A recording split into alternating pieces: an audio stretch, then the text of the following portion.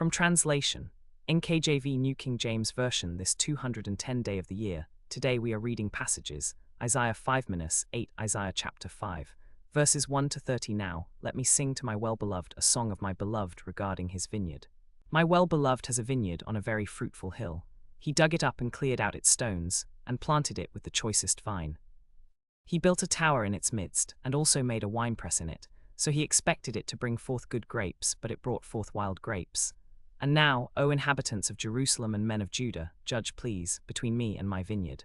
What more could have been done to my vineyard, that I have not done in it? Why then, when I expected it to bring forth good grapes, did it bring forth wild grapes? And now, please let me tell you what I will do to my vineyard. I will take away its hedge, and it shall be burned, and break down its wall, and it shall be trampled down. I will lay it waste, it shall not be pruned or dug, but there shall come up briars and thorns. I will also command the clouds that they rain no rain on it, for the vineyard of the Lord of hosts is the house of Israel, and the men of Judah are his pleasant plant. He looked for justice, but behold, oppression. For righteousness, but behold, a cry for help. Woe to those who join house to house, they add field to field, till there is no place where they may dwell alone in the midst of the land. In my hearing the Lord of hosts said, Truly, many houses shall be desolate, great and beautiful ones, without inhabitant. For 10 acres of vineyard shall yield 1 bath, and a homer of seed shall yield 1 ephah. Woe to those who rise early in the morning, that they may follow intoxicating drink, who continue until night, till wine inflames them. The harp and the strings, the tambourine and flute, and wine are in their feasts, but they do not regard the work of the Lord, nor consider the operation of his hands. Therefore my people have gone into captivity, because they have no knowledge. Their honorable men are famished, and their multitude dried up with thirst. Therefore Sheol has enlarged itself, and opened its mouth beyond measure. Their glory and their multitude and their pomp, and he who is jubilant shall descend into it. People shall be brought down, each man shall be humbled, and the eyes of the lofty shall be humbled. But the Lord of hosts shall be exalted in judgment, and God who is holy shall be hallowed in righteousness. Then the lambs shall feed in their pasture, and in the waste places of the fat ones strangers shall eat them. Woe to those who draw iniquity with cords of vanity, and sin as if with a cart rope. That say, let him make speed and hasten his work, that we may see it, and let the counsel of the Holy One of Israel draw near and come, that we may know it. Woe to those who call evil good and good evil, who put darkness for light and light for darkness, who put bitter for sweet and sweet for bitter. Woe to those who are wise in their own eyes and prudent in their own sight. Woe to men mighty at drinking wine, woe to men valiant for mixing intoxicating drink, who justify the wicked for a bribe, and take away justice from the righteous man. Therefore, as the fire devours the stubble, and the flame consumes the chaff, so their root will be as rottenness, and their blossom shall ascend like dust, because they have rejected the law of the Lord of hosts, and despised the word of the Holy One of Israel. Therefore the anger of the Lord is aroused against his people. He has stretched out his hand against them and stricken them, and the hills trembled. Their carcasses were as refuse in the midst of the streets. For all this his anger is not turned away, but his hand is stretched out still. He will lift up a banner to the nations from afar, and will whistle to them from the end of the earth. Surely they shall come with speed, swiftly. No one will be weary or stumble among them, no one will slumber or sleep, nor will the belt on their loins be loosed, nor the strap of their sandals be broken, whose arrows are sharp and all their bows bent. Their horses' hooves will seem like flint, and their wheels like a whirlwind. Their roaring will be like a lion, they will roar like young lions. Yes, they will roar and lay hold of the prey. They will carry it away safely, and no one will deliver. In that day they will roar against them like the roaring of the sea. And if one looks to the land, behold, darkness and sorrow, and the light is darkened by the clouds. Isaiah chapter 6, verses 1 to 13. In the year that King Uzziah died, I saw the Lord sitting on a throne, high and lifted up, and the train of his robe filled the temple. Above it stood seraphim, each one had 6 wings. With 2 he covered his face, with 2 he covered his feet, and with 2 he flew. And one cried to another and said, Holy, holy, holy is the Lord of hosts. The whole earth is full of his glory. And the posts of the door were shaken by the voice of him who cried out, and the house was filled with smoke. So I said, Woe is me, for I am undone. Because I am a man of unclean lips, and I dwell in the midst of a people of unclean lips. For my eyes have seen the King, the Lord of hosts. Then one of the seraphim flew to me, having in his hand a live coal which he had taken with the tongs from the altar. And he touched my mouth with it and said, Behold, this has touched your lips, your iniquity is taken away, and your sin purged. Also I heard the voice of the Lord saying, Whom shall I send, and who will go for us? Then I said, Here am I, send me. And he said, Go and tell this people, keep on hearing, but do not understand. Keep on seeing, but do not perceive. Make the heart of this people dull, and their ears heavy, and shut their eyes.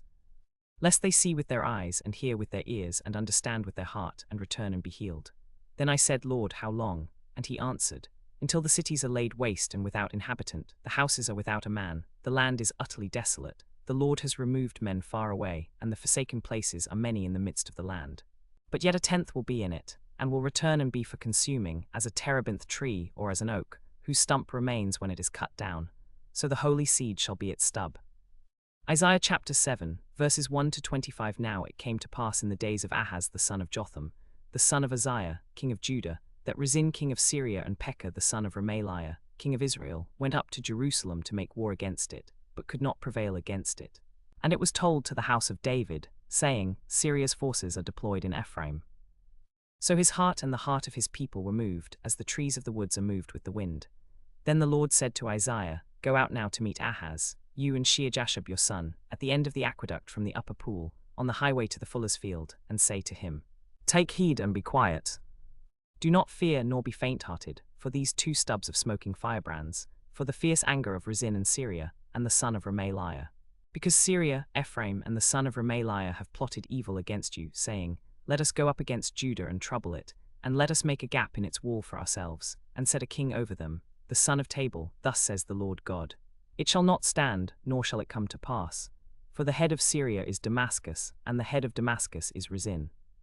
Within 65 years Ephraim will be broken, so that it will not be a people. The head of Ephraim is Samaria, and the head of Samaria is Remaliah's son. If you will not believe, surely you shall not be established. Moreover the Lord spoke again to Ahaz, saying, Ask a sign for yourself from the Lord your God. Ask it either in the depth or in the height above. But Ahaz said, I will not ask, nor will I test the Lord. Then he said, Hear now, O house of David, is it a small thing for you to weary men, but will you weary my God also? Therefore the Lord himself will give you a sign. Behold, the virgin shall conceive and bear a son, and shall call his name Emmanuel. Curds and honey he shall eat, that he may know to refuse the evil and choose the good. For before the child shall know to refuse the evil and choose the good, the land that you dread will be forsaken by both her kings. The Lord will bring the king of Assyria upon you, and your people and your father's house, days that have not come since the day that Ephraim departed from Judah. And it shall come to pass in that day that the Lord will whistle for the fly that is in the farthest part of the rivers of Egypt, and for the bee that is in the land of Assyria.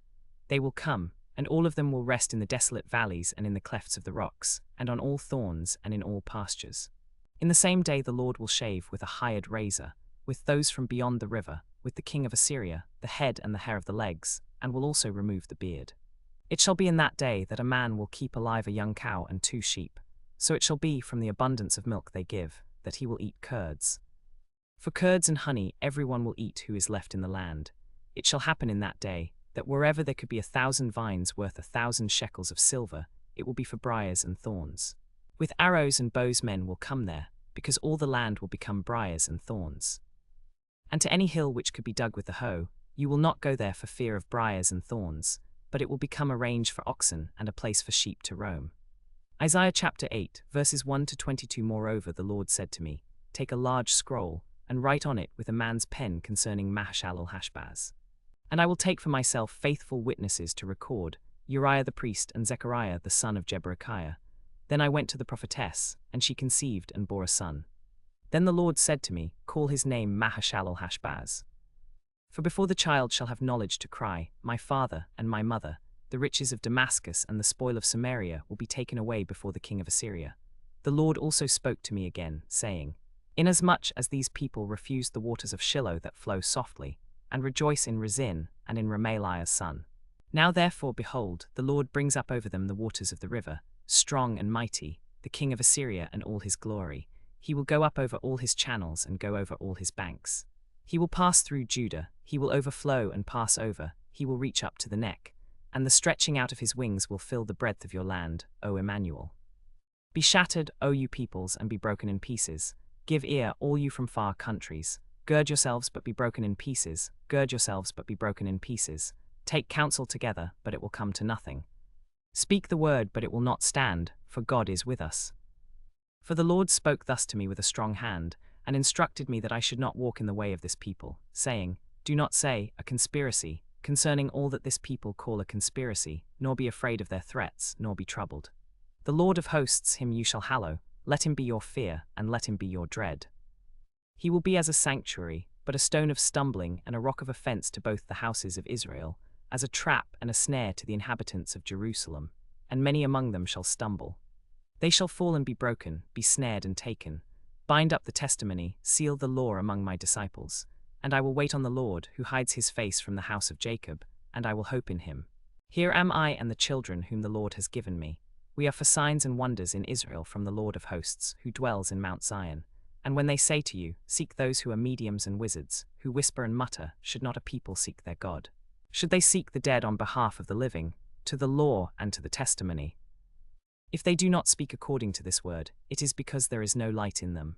They will pass through it hard-pressed and hungry, and it shall happen when they are hungry, that they will be enraged and curse their king and their God, and look upward. Then they will look to the earth, and see trouble and darkness, gloom of anguish, and they will be driven into darkness,